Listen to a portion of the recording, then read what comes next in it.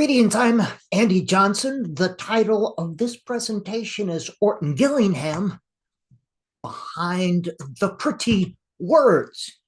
You can find handouts for this and other stuff if you go to the Substack and press in the reading instruction show, and you can see some of the citations and research used for this presentation, as well as many people have asked for information about how to teach writing, one of the misundertaught skills in our schools today. And my Substacks are free. You don't have to pay for subscriptions. I want this information to get into the hands of teachers. Okay, let us start. Context matters when you're trying to understand things. That could be reading words, sentences, but understanding data, research, making sense of phenomena, including the science of reading and including Orton-Gillingham, the context in which we see these things and understand research matters. The big picture, our big picture, our job as teachers of literacy is to enable all children to achieve their full literacy potential, so that they're able to use literacy for real life purposes in the real world. That's our purpose, not test scores or mastering a bunch of reading sub-skills. This includes reading, writing, speaking, listening, and thinking. And we have to ask ourselves, what constitutes evidence of this as we go forward? Reading is creating meaning with print. We read for two purposes: to read and understand, and to read and enjoy books. That's the end state. So we must ask ourselves as we plan instruction and make decisions about reading policy and procedures and programs, what objectives best leads to this end state? It's the ability to do these things that should define students' reading progress. So let's unpack some of the pretty words. Buzzwords is any word used to elicit an emotional response rather than accurately transmit information. And in academia, these are the buzzwords used to create the illusion of something important. Here are some academic buzzwords thrown around higgly-piggly without much thought. You want to have some fun? Go to a reading league convention and ask the adherents or the participants to write a one-sentence definition of each of these and see if they can do it and see how closely their definition matches. These are pretty words thrown in there, but we have to understand these. We're going to unpack some of these today. Here's a term for you, a cowpie. That's used to indicate a pile of academic words wired together to create conveniently inaccurate perceptions. For example, this: many of the defining features of the OG approach, Orton-Gillingham, are supported by extensive scientific research, including direct and explicit instruction with scaffolded, structured, and sequential instruction, and diagnostic and prescriptive instruction. Okay, this is from the Reading League Journal. This is just buzzwords. It sounds good. Moo, baby. And a straw man argument. That's when you create a cartoonish or distorted view of something and then make an argument against the cartoon. You don't believe in direct instruction, you say. These cartoonish versions are used to discredit a whole bunch of things. Whole language, balanced literacy, Ken Goodman, who's not alive to defend himself. 3Qing, current reading instruction, public schools. DEI has become a swear word, as well as critical race theory, cartoonish versions of these things. You want instruction that's all of this: structured, evidence-based, systematic, science, direct. All right, these are academic buzzwords used to create a straw man, because by insisting that you're these things or we want these things, you're inferring that other instruction is unstructured, nothing based, haphazard, superstitious, indirect, implicit, non-sequential, diminishing, illogical order, and limited, partial, incomprehensive, and fragmented. That's the straw man that has been created by the Orton-Gillingham family. And baloney is a technical term for the creative interpretation of research or the misrepresenting of decontextualized data. Let me give you an example of this. John Hattie, Visible Learning, he did a lot of meta-analyses. And a meta-analysis is when you pour a whole bunch of research studies into a mix, create this magical formula, and you come up with some sort of statistical analysis. That's a really bad explanation. Garbage in, garbage out. It's the analysis of a whole bunch of studies, related studies, to come to some conclusion about all the studies. Garbage in, garbage out. If you put garbage in, you're going to get garbage out. He makes the claim of whole language versus phonics. That is a decontextualized fact. It's an ununderstanding. Whole language includes phonics. It's not either or. So he must be plugging in a whole bunch of inaccurate things about whole language if he's making that comparison. The same way with whole language versus direct instruction. Whole language includes direct instruction. So you must be inserting a whole bunch of straw men into your meta-analysis formula to have a statement like that. That is baloney. Here's another type of baloney. Reading scores fall to new low on NAEP, fueled by decline for struggling students. And this was last year, January 29th. Okay. Well, here's the thing. This is when science of reading legislation has been passed. And you can see starting in 2013, the Mississippi Miracle, but 2019, all these miracles happening as all this legislation is happening. So we should have seen by 2025, a whole bunch of miracles happening. And we should see more miracles happening in 26 and 27. But here's the thing, a new low, this is the average fourth grade. And I know she's saying low scores, struggling readers. All right.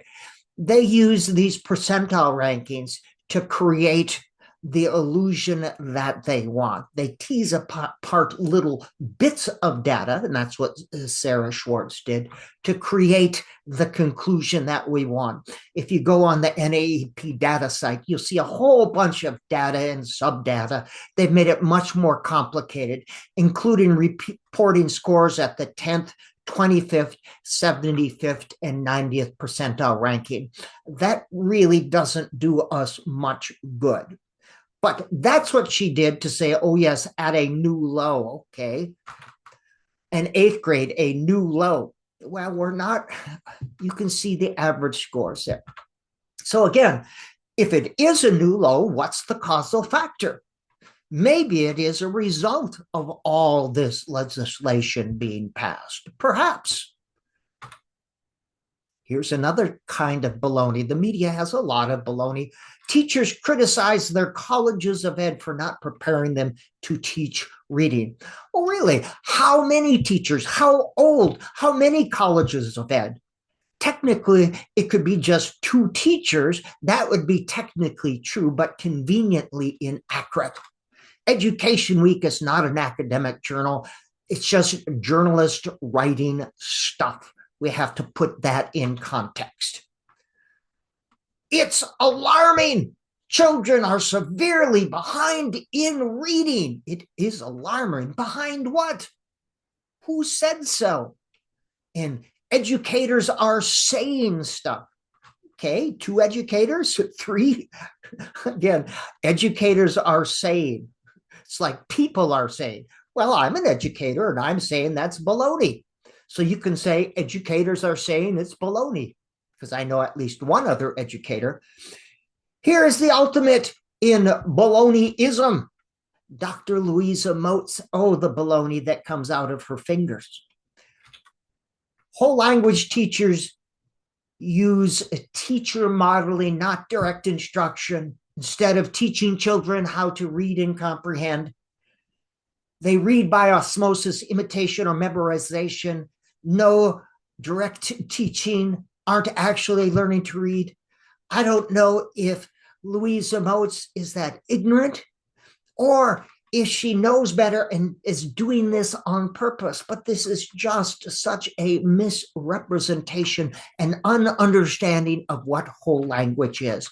But yet, the Thomas Fordham Institute is asking her to write such a thing. Have you no sense of decency? That's what I must ask. People that misrepresent and use baloney, convenient, technically true, but convenient inaccuracies. Their inaccuracies are convenient to them. So let's take a look at the science of reading and science of reading research standards. Let's get behind these pretty words before we get further behind Orton-Gillingham. So, do you believe in science of reading? Are you a science of reading teacher? Are you teaching science of reading in your reading methods? What is meant by science of reading? Well, we know we use science and we use it to... What is the science of reading? We always start by defining our terms. Well, let's start by defining our science of reading research terms. By the way, there's, I disagree with this, but this is called the gold standard. Tim Shanahan, who I don't always agree with, he offered a good explanation when he said it should be research done in authentic learning environments. So this is adopted from the U.S. Department of Education, as well as the National Reading Panel, as well as Tim Shanahan, who is on the National Reading Panel. The research standards, reading instruction, practice, policy, and programs should be defined, should be informed by research in which strategies and practice lead to improved reading outcomes. Strategies and practices are supported by experimental or quasi-experimental research. That's research with control and experimental groups. Researchers establish causal variables between strategies and practices and improve reading. And the research has been conducted in an authentic classroom learning environment. It's not basic research, it's applied research. So it's showing that reading is effective by using these research standards. Now, I would be okay with this limited definition if it were consistently applied when identifying problems and solutions in reading instruction, but it is not and has not been. As an example, in Minnesota and Massachusetts, when they passed these reading bills, it was just assumed there was a literacy crisis when there was not. It assumed all teachers were teaching the wrong thing, that the problem was balanced literacy. See, they identified the variable here. They assumed the answer was structured literacy, and they determined a causal relationship based on anecdotal evidence. That is not science of reading. That's not science. That's I thinkisms. That's, I don't know what it is. That's baloney. It's not science. The science of reading adherence should not be given a free pass on non-scientific thinking. And that includes those that promote letters and Orton-Gillingham. Neither of these are supported by science of reading research standards. And we're focusing just on Orton-Gillingham here.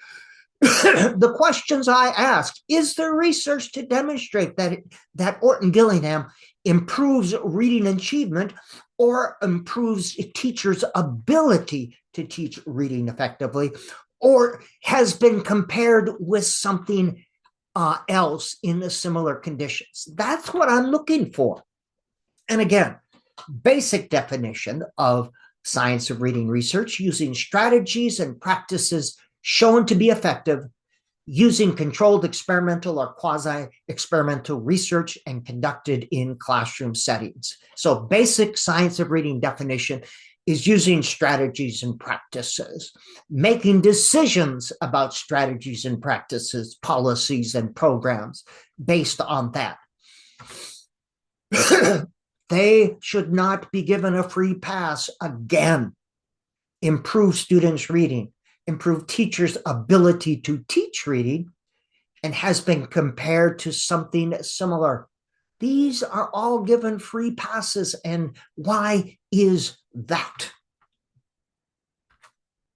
The three big questions: does it improve reading achievement?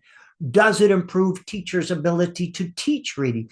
Is it more effective when compared to other things? And yes, I have overemphasized this because these are the three big research questions that seem not to be asked.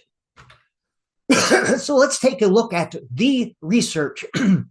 Oftentimes I'm asked, show me the research. Where is the research? Show me the research.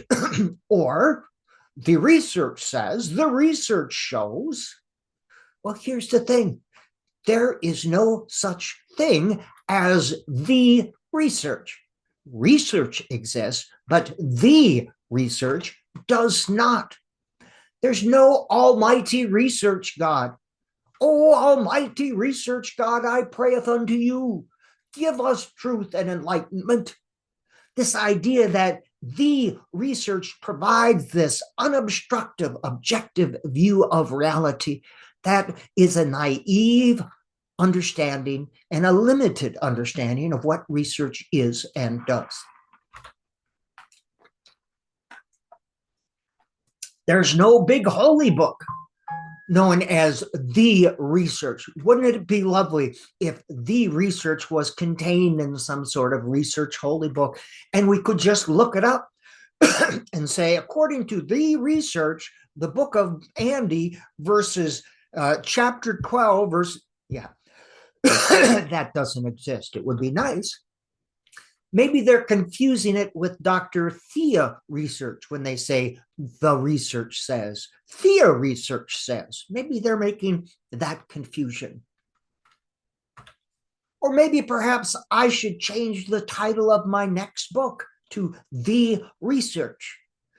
That way it would be perfectly accurate if you said the research says. Yes. So let's understand some of the complexities of research. No single study irrefutably proves anything. Oftentimes when you say, show me the research, you'll see people slapping down research studies as a way to verify their claim. One or two studies doesn't prove anything. Reviewing research is a lot like sighting in your deer hunting rifle. I grew up in a deer hunting community tradition. That's what we did. And every fall we would sight in our rifle because the scope often gets bumped over the winter. And we wouldn't take a single shot because a single shot I could have wiggled or pulled incorrectly. I take a lot of shots to get a sense of where the gun is shooting. And I see a grouping because there's always going to be one or two extreme shots. And looking at a group, I know if I need to adjust my scope one way or the other. But even with my scope adjusted, it's subjected to the person shooting the gun and in the shooting conditions. When a bald little man with bad eyesight is shooting at a real deer in real conditions, it may not actually shoot. The comparison to research, I believe, in reading instruction is apt. Research doesn't prove or debunk things, and I'll explain. But whole language has not been debunked. In the name of almighty research, I debunk you. There's not a group of people walking around debunking things. There's not a debunking society. Research doesn't debunk. Whole language has not been debunked. And that's the subject for another thing. I could debunk the theory of gravity. I'm going to do it. I debunk the theory of gravity. Therefore, I can technically say the theory of gravity has been debunked. And there's my proof. There's evidence. That's kind of what's done with whole language. Research answers a specific research question. That's why it's important when you're reading research to read the abstract and then go find that research question. That's like a lesson plan objective. And or it proves or disproves a research hypothesis. Research focuses on a specific group, looking at a specific question at a specific location, doing a specific thing. It doesn't prove things. What works with a struggling student in Blackwater, Arizona, who struggles with word recognition, may not work for a fifth grade student in Edina, Minnesota, struggling with comprehension. Oh, it works with that kid, therefore it must work with all struggling readers. That's called the illusion of homogeneity. Since they share a single variable, struggling with reading, everything must be the same. Phonics instruction has shown to be more effective in raising scores on measures of phonics than no phonics instruction. Absolutely. But that doesn't prove anything. That doesn't prove that all students need phonics instruction. When you teach something, you're going to get higher scores on that something than if you don't teach that something.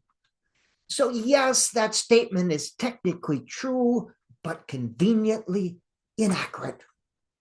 That does not mean that all students need heavy doses of phonics, or that students will be better readers if they get more phonics, or more phonics is better than less phonics. Phonics is the key variable in learning to read. Anything other than phonics should be excluded. Phonics should be taught at all ages and levels. Phonics skills transfer to authentic reading situations. No, that does not mean that.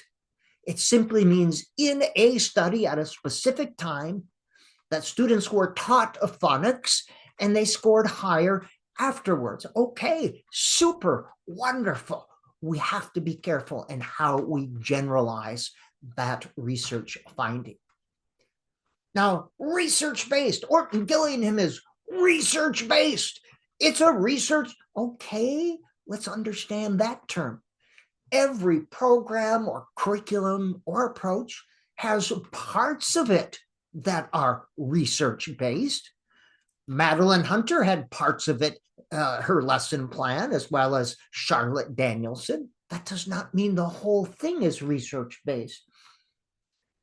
A program having part of a program that's research-based does not make the program research-based. I'm 60% water. That does not make me a lake.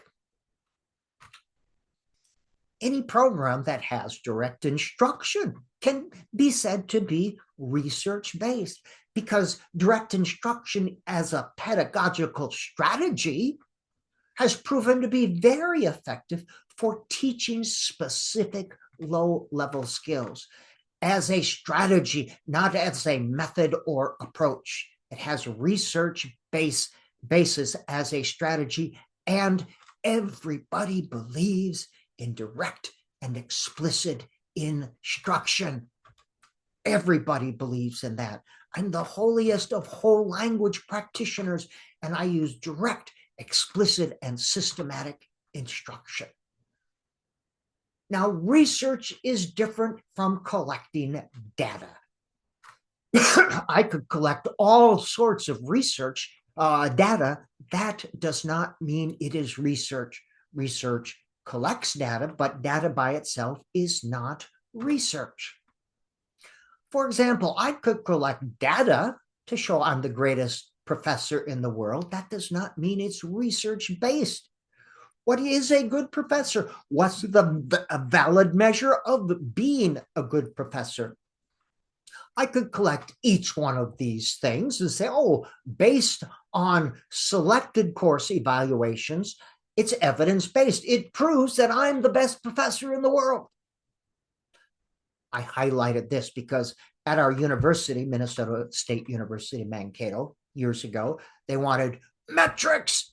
Metrics. We must have metrics to demonstrate that our colleges of education were doing a good job preparing teachers. So they went to the teacher licensure exams. Every teacher back then had to pay $300 to take this cockamamie test, testing on general stuff. And based on those scores, they said, we're doing a good job.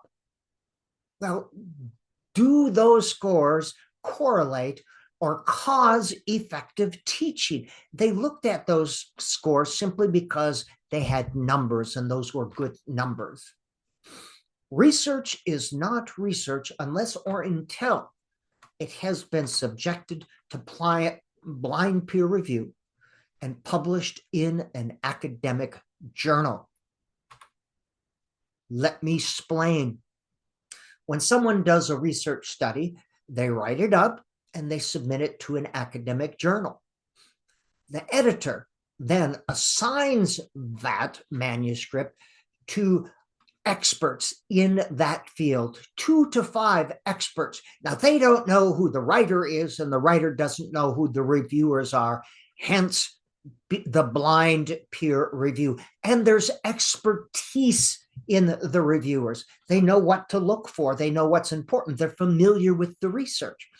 The reviewers assess, they critique, they make comments and recommendations, and they send it back to the editor and they say, well, accept with revisions, or reject.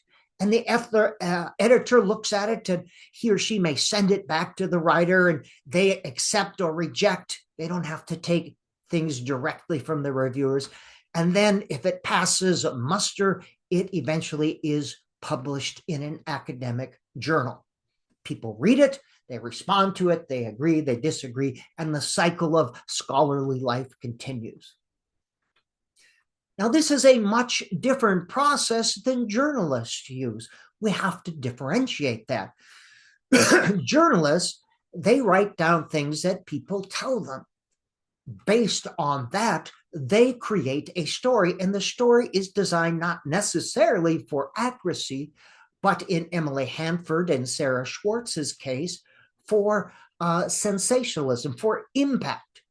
And the editor approves that story, and its story is published. So there's a little bit, it's much a different process, isn't it? And of course, people who post things on the internet, they just think of stuff and they write it. And I have a Substack, so that includes me, but I do try to cite my sources when I can.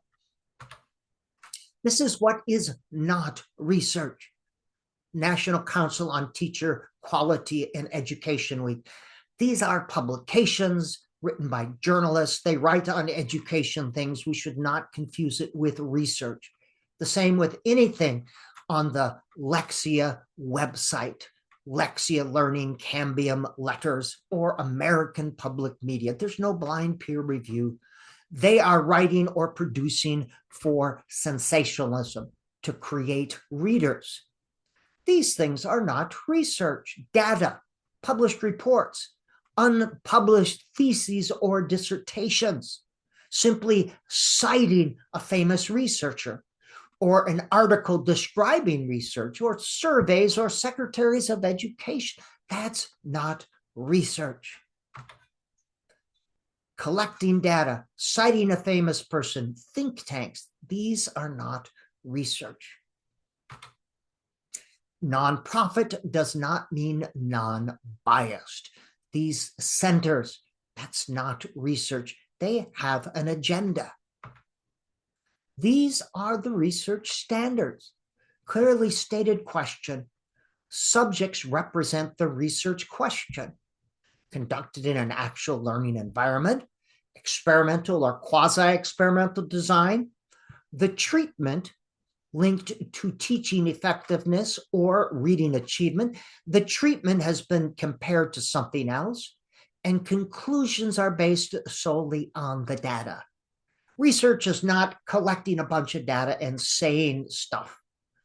Research is not research unless and until it has been subjected to blind peer review. So, the topic at hand. Let's do some unpackerating. I got this a couple years ago, and I put this in my book. Dear Dr. Johnson, I have the K-12 reading license and was considering joining the Orton-Gillingham course that costs over $2,000. Maybe more than that today. I'm guessing it is. This was about 10 years ago, I think, or 8 years ago. And is full for the summer at the Reading Center in. Is it beneficial? Please let me know. I applied for the admission and scholarship, and I'm on the waiting list. Well, even if it was $2,000, I could save you $1,964 because my book costs only $36. And I'm not hawking my book, but I'm telling you, everything you need to know to help struggling readers is found in my book or books like it. You don't need to spend that much money, spend that time and money looking at research or looking at academic books or taking a graduate course from a public university. Here's the thing about Orton-Gillingham and letters.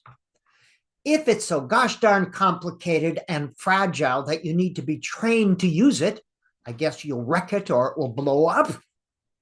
You should have some questions. Oh, you can't use Orton-Gillingham unless you've been trained.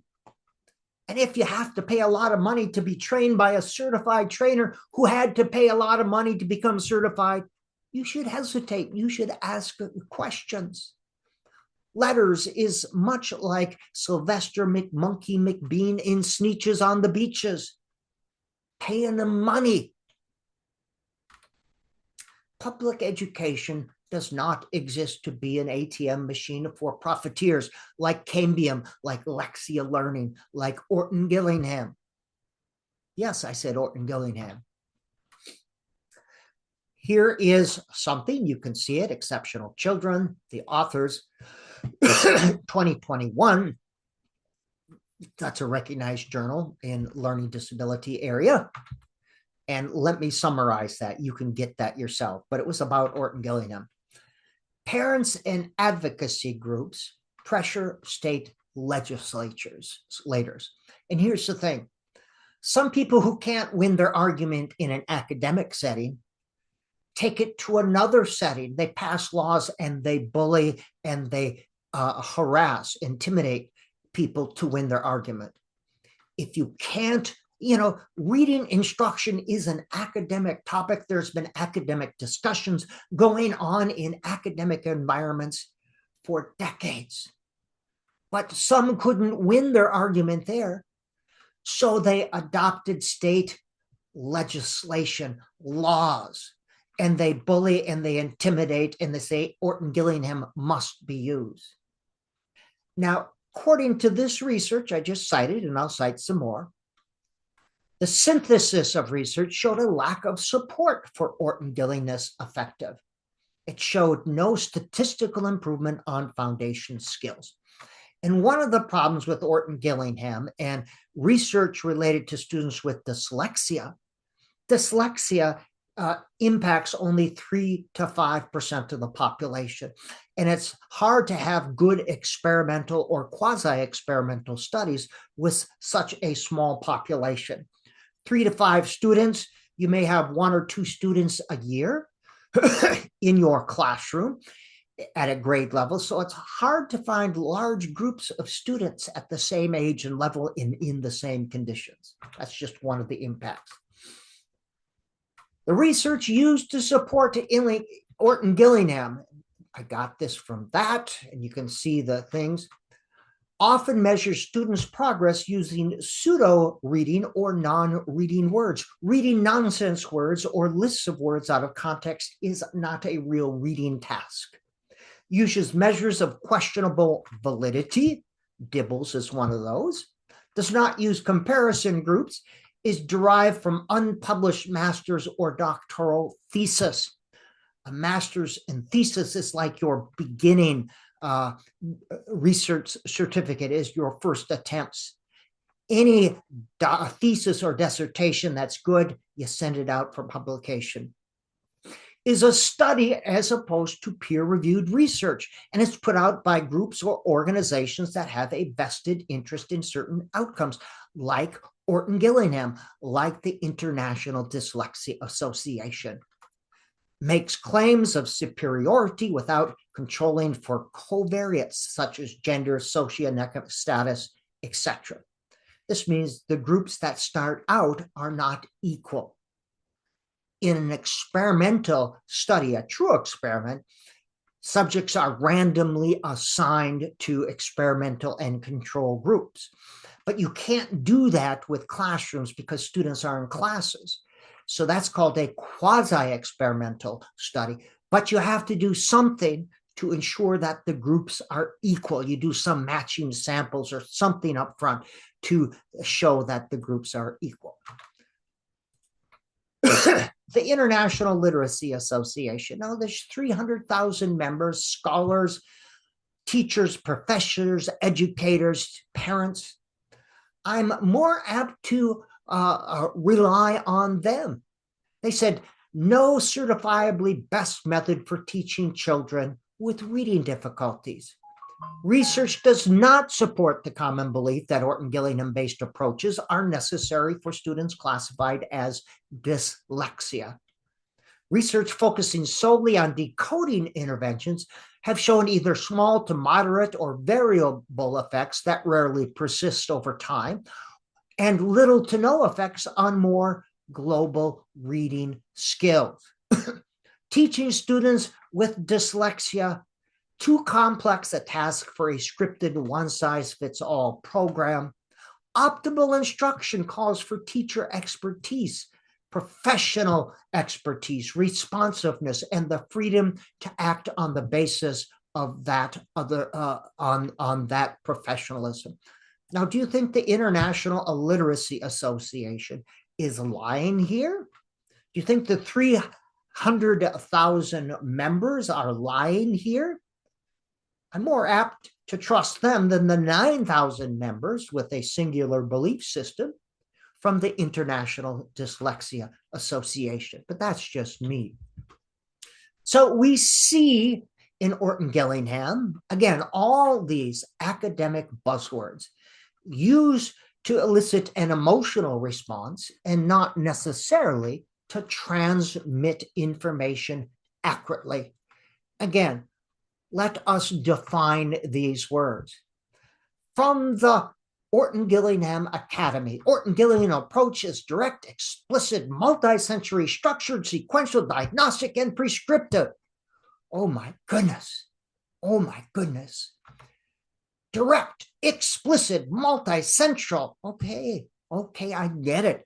If its effectiveness were measured by adjectives and superlatives, this would indeed be an incredible approach. These are pretty words, and lots of adjectives and superlatives are thrown about haphazardly. So let's unpack these pretty words. Direct instruction. Okay, this is from them. Directed instruction is supported by extensive scientific research. Duh, of course it is. Everyone agrees with this, but it's extensive. Oh, it's extensive versus haphazard or non-extensive. Okay, everyone believes in direct instruction. It's a pedagogical strategy, and it includes a purpose, the input with demonstration and modeling, guided practice with scaffolding and a gradual release of teacher responsibility, independent practice of what you have just learned, and you have to review and revisit. Everybody believes that's important for teaching specific low-level skills. This does not mean that that's all you use, and that's what often happens with Orton-Gillingham or skills-based approaches. It's all direct instruction all the time for all students for all purposes. It is a strategy.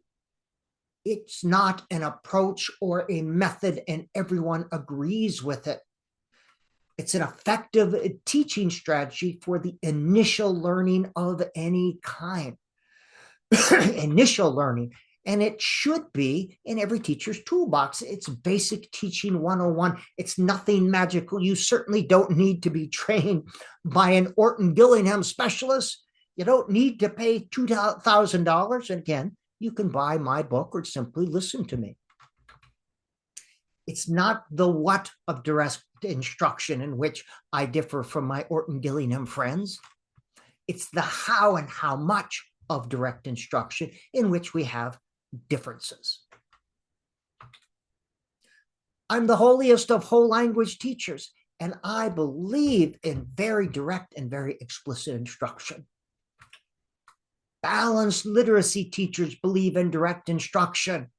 All right. Balanced literacy is on a continuum, a chance to practice the skills learned in authentic reading and writing context. There's not a standardized approach or method called balanced literacy. It looks a little different in every teacher's classroom. It is a sliding continuum. Some students need more skills and less meaning, some less skills and more meaning. It's dependent on the student, isn't it? If penguins could teach reading, they would use direct instruction. Everybody believes in direct instruction. Watch me as I teach phonics directly and explicitly. Again, the purpose is to teach a sound letter pattern. Input, this is the letter A, it makes this sound. Here are some examples. Guided practice would have us doing things together as a class, then with a buddy so I could walk around and listen, and then by themselves. That's the graduate release of responsibility. And then I do something so they could practice that skill that is just learned. And nobody masters anything in a single encounter, so we would go back and review and revisit that skill. That's direct instruction, and everybody believes in direct instruction. Explicit, that's clearly defining what you're teaching and teaching it. Again, duh, is anyone in favor of implicit, implied, inferred, ill-defined, or ambiguous instruction? Everybody believes in explicit instruction. That's a buzzword used to create an emotional response. Now, there are some powerful strategies that are followed by direct instruction: discovery learning, inductive analysis, problem-based learning. These are all strategies to use once in a while, not exclusively, just like direct instruction, but all of these are followed by very direct and very explicit instruction. Again, everybody believes in explicit instruction. This is taken from the Orton-Gillingham, taught exactly what they need to know. Oh, are some students taught what they don't need to know in a not straightforward manner? Systematic, the International Dyslexia Association. The organization of material follows the logical order of the language. And what is that logical order? Who determined it was logical? And logical for whom? For what purpose? I believe in illogical order. Well, no one does that. Systematic instruction simply means there's a system in place to document what skills are taught, when they are taught, and when students have mastered it. Some system in place, a general plan, not a rigid adherence or prescribed order. No, it doesn't have to be that. It's not a specific set of skills, not taught in a predetermined order in a specific way for all students. That would be illogical. It wouldn't be logical if all students got on the same conveyor belt and the same parts were added to them at the same place in the same way. Students are not standardized products.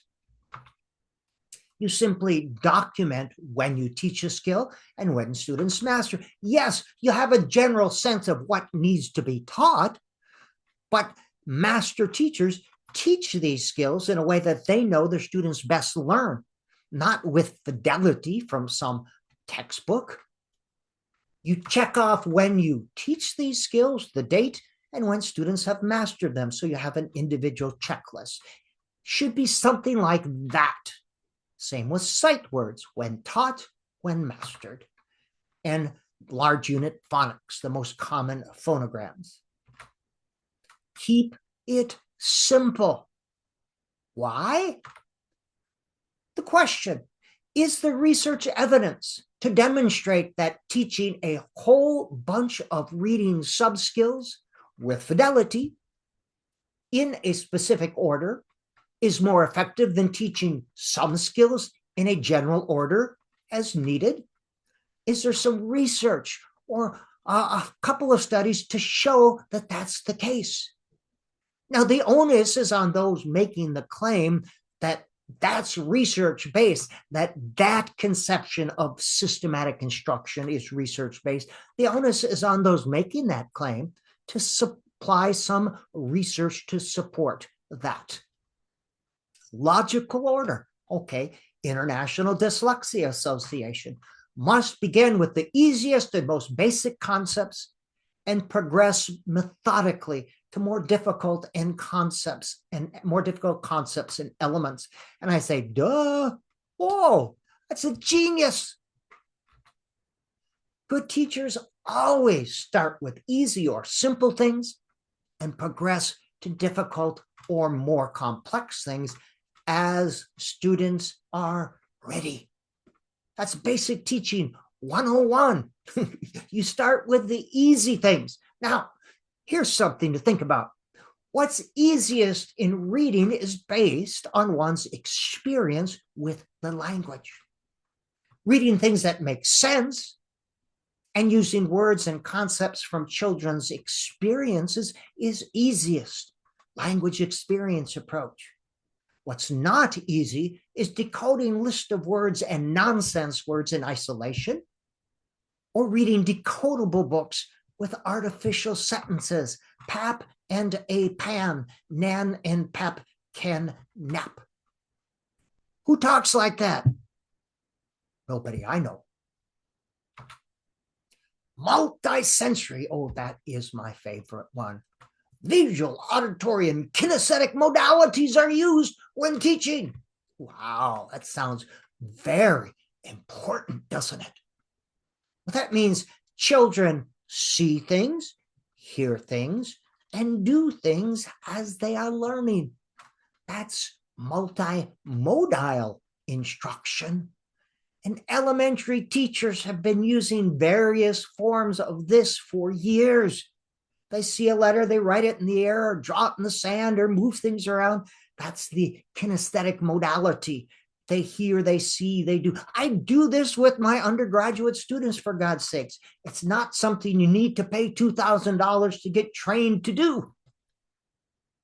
But good literacy instruction is not multisensory, but mega multisensory. Yes, you see, you hear, you do.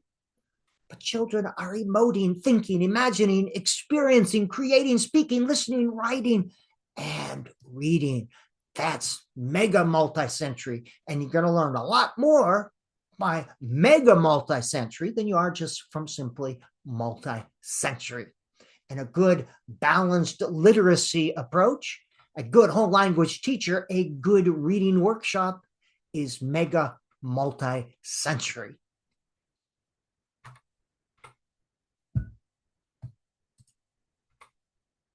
Okay, structured. Again, the International Dyslexia Association.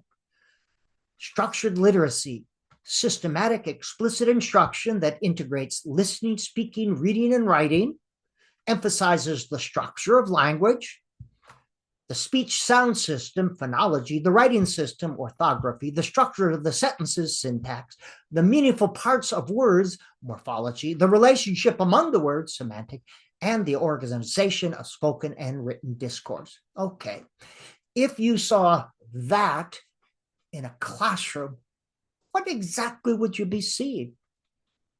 Can you simple that up for very simple people like me? What would I see? What is that? Well, here's a couple things. According to the International Dyslexia Association, structured instruction contains these 6 elements, and you notice how many academic buzzwords are there. Phonology, syntax, and semantics. I'm focusing on just those 3 because of a miracle. Now, a miracle is a surprising and welcome event that is not explicable by natural or scientific laws and is therefore considered to be the work of a divine agency. That is a miracle. And we've got ourselves a miracle right here because we see that the International Dyslexia Association supports the 3 cueing systems. And I knew if I kept making videos long enough, they'd eventually see it my way. And they have. It is a miracle. The IDA describes the structure of the languages, including phonics, syntax, and semantics. This is exactly what Ken Goodman and those favoring a meaning-based literacy instruction have been proposing for decades. We use multiple sources of information, these systems working together, not in isolation, but to identify, to recognize words, not identify, to see them and automatically know what they are. Cueing is not a method or approach. It's not something you teach. You don't teach cueing. It's a recognition that there are interactive and interdependent systems used to automatically recognize words. Our brain sees it. This is different from identifying a word. To identify a word, you see it, you don't know what it is, and you have to consciously apply a strategy. That is different from recognizing words. So we teach things like letter sounds and patterns. We use direct instruction, word sorts to make this automatic. We use close and maze activities and writing in sentence anagram to develop these 3 systems. We don't teach cueing, we develop these 3 systems. Okay, cumulative means each new thing builds on the last thing. And good teachers always make connections to previous learning or build upon previous learning. That's basic constructivist learning theory. Bruner talked about this when he talked about spiral learning. Students learn things first in its most simple form, and as they get older, they are able to build on that and develop more complex concepts. Basic constructivism. Okay, sequential instruction. What's the sequence? What's the sequence, Kenneth? Who decided that the sequence was the sequence? Is it a magic sequence? Is the sequence the same for everybody? Is one sequence better than another sequence? How do we know? Is there some research supporting a particular sequence? Sequential. And diagnostic. According to the IDA, diagnostic and prescriptive instruction uses careful versus sloppy and continuous assessment that is both formal and informal. I don't know of anyone who would disagree with that. I don't know of a balanced literacy or a whole language teacher that would disagree with that. Diagnostic, however, is different from giving a standardized test. To diagnose means to determine the cause of the reading problem. And there are 3 deficit areas in reading: fluency, word recognition, and comprehension. We don't assess them the same, and we don't address them the same. A kid who's struggling with fluency needs a much different type of intervention than a kid struggling with comprehension. But a diagnostic means you can take action based on the diagnosis. When I get these test results, like from Dibbles, these complicated graphs and numbers, I look at it and I don't know what to do as a result of that test. Now, when I give a qualitative reading inventory or some type of informal reading inventory that includes a miscue analysis with comprehension questions, this gets to the root of the problem. I know exactly what to do. I need to address either fluency and or word recognition and or comprehension. I have specific intervention strategies based on these. And struggling readers sometimes are impacted by one, two, or all three. All struggling readers are not the same. This book by Caldwell and Leslie gives you a whole bunch of stuff, and my book gives you a whole bunch of strategies to address those three areas. Prescriptive means it's planned or prescribed based on the diagnosis. Orton-Gillingham is not prescriptive, not a one-size-fits-all program, not a common scope and sequence, not an approach. And here's the thing, even after I've done a good diagnostic and I plan for a student based on that diagnostic, once I start teaching the kid, most often I have to change the plan because every kid is different. Kids respond to different things differently. So 99% of the time, I have to change the plan once I start teaching. This is not prescriptive. Scaffolded or scaffolded instruction. Any type of scaffold of support with initial learning. And again, initial support followed by a gradual response of teacher responsibility. Everyone agrees with that. The holiest of whole language teachers use scaffolding. It's basic teaching 101. And again, here's where we use scaffolding in guided practice. All right. This is the end of the presentation. If you have questions, you can find me on my Substack, and I have a lot of supporting material here. I am Andy Johnson. I will see you another time.